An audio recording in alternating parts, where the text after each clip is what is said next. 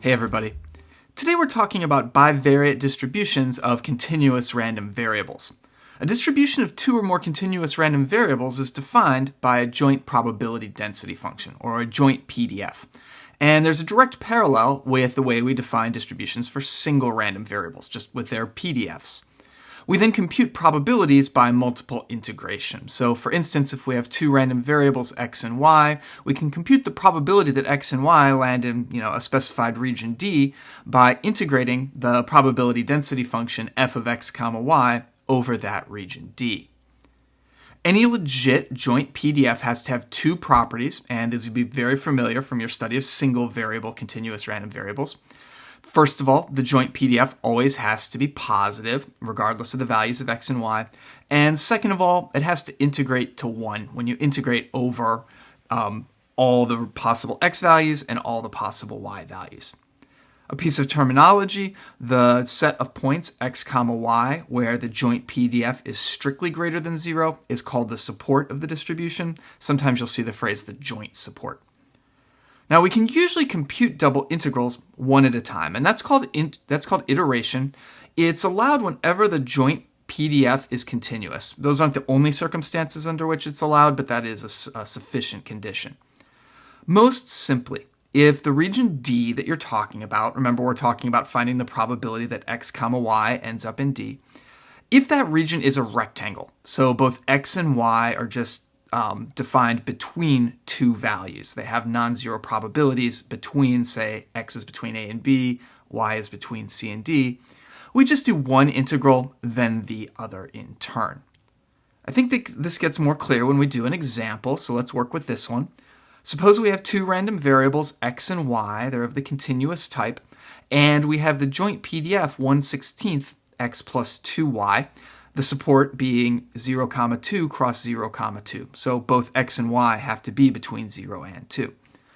Let's find the probability that x comma y is in the rectangular region 0, 1 cross 1, 2.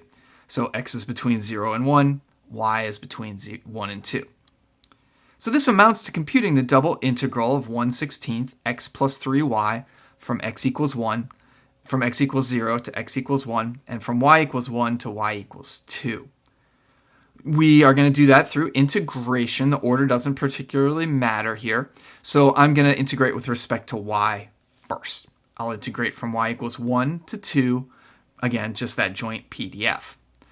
To do this integral, I'm going to treat x like a constant because I'm integrating with respect to y. I integrate with respect to y, plug in the endpoints, I get x plus 9/2. I now have to do the definite integral of that from x equals 0 to 1. I do out that arithmetic, I get 5/16. So that's the probability that when you run this experiment, x ends up being between 0 and 1 and y ends up being between 1 and 2. Now, the region D that we're talking about here is actually 1/4 of the area of the support because, the support is 0, 2 cross 0, 2. But it does include 5/16 of the probability. And the reason for that is that the joint PDF is larger when x gets larger and when y gets larger. I've done the probabilities for the other quarters of this support, and you can see them here, 2/16 in the lower left, 6/16 in the upper right, etc. For practice, I advise you to compute, one of those on your own. Now, things get a little more interesting, meaning harder, when the region D isn't just a rectangle. So for instance, we might want to compute the probability that x comma y is in this shaded triangular region that I am showing here. In order to do this, we have to come up with inequalities that describe the region, and those will find their way into the limits of integration in our double integral. For those two inequalities, one just needs to be the range of values for one of the variables, so like x is between 0 and 2 here. The other inequality is going to bound the other variable between functions of the first. So if you look at this region, you can see that for x values between 0 and 2, the region is bounded above by the line y equals 2 and below by the line y equals 2 minus x. Using those boundaries, we get inequalities very directly. 0 less than or equal to x less than or equal to 2, 2 minus x less than or equal to y less than or equal to 2. And again, that second inequality just reflecting the fact that for any x value between 0 and 2, the region is bounded above by y equals 2 and below by y equals 2 minus x. So now that we have those inequalities, we can set up our iterated integral.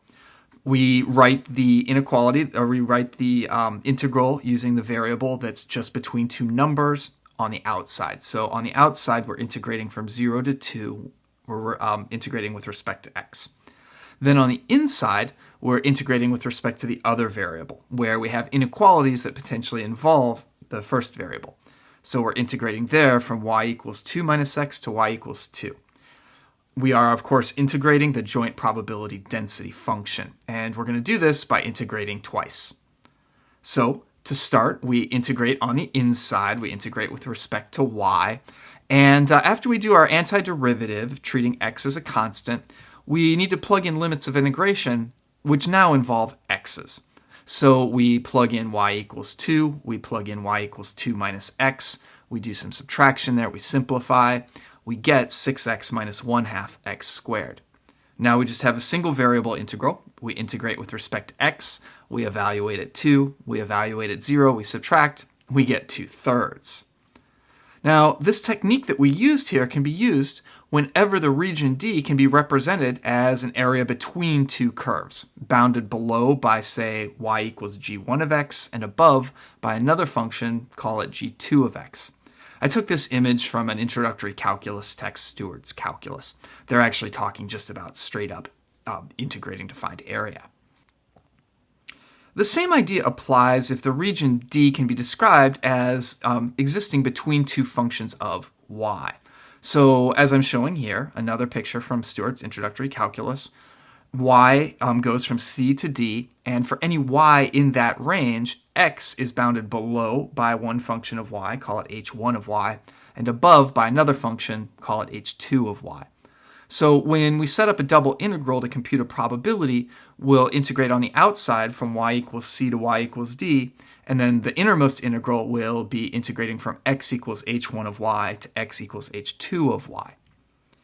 Now, in that last example that we did, the probability that x comma y ends up in this triangular region, we initially parameterized it using x first, x going from 0 to 2, and then describing the possible y values using inequalities that involved functions of x. But you can do that the other way around as well. You can just say that y goes from 0 to y equals 2, and then write inequalities for the range that x can fall into. So I recommend doing that for practice. I'm not going to do it right now, but you can check your work at the very end because you should get the same probability of 2/3.